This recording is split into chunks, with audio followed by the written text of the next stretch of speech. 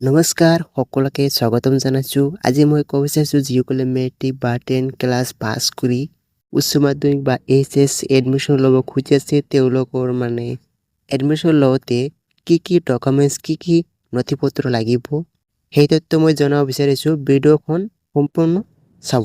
ইয়াতে চাওক documents to carry for physical verification. কথা হ'ল যে ডকুমেণ্টছ নথিপত্ৰ আছে সেইখন ভেৰিফিকেশ্যন compulsory লাগিব।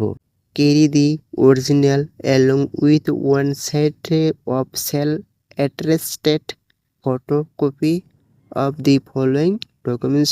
কথাটা হ'ল যে অৰিজিনেল ডকুমেণ্টছ লৈ আৰু অৰিজিনেল যি আছে সেইখন এক কপি কৰি জেৰক্স কৰিব। ঠিক আছে, ব্লেক এণ্ড হোৱাইট হওক বা কালাৰ হওক চলিব, কিন্তু এটা কৰি কপি কৰিব আৰু অৰিজিনেলখন লৈ যাব। ঠিক আছে, কথাখন বুজি পাইছে? ইয়াতে চাওক SLC compartment admit card and marksheet, তাৰপিছতো SLC pass certificate, leaving certificate, transfer certificate এইকেইটা ল'ব লাগিব। ঠিক আছে, তাৰপিছতে পাছপোৰ্ট চাইজ ফটো ল'ব লাগিব।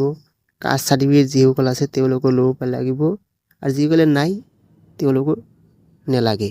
যিসকলে PW চাৰ্টিফিকেট আছে তেওঁলোকৰ PW চাৰ্টিফিকেট ল'ব লাগিব, আৰু যিসকলে নাই তেওঁলোকে নিব নালাগে। আৰু যিসকলে গেপ চাৰ্টিফিকেট বা গেপ কৰিছে তেওঁলোকক গেপ ল'ব লাগিব। গেপ চাৰ্টিফিকেট নাথাকিলে একো নাই, কথা বুজি পাইছে? আৰু আধাৰ কাৰ্ডটাও ল'ব লাগিব।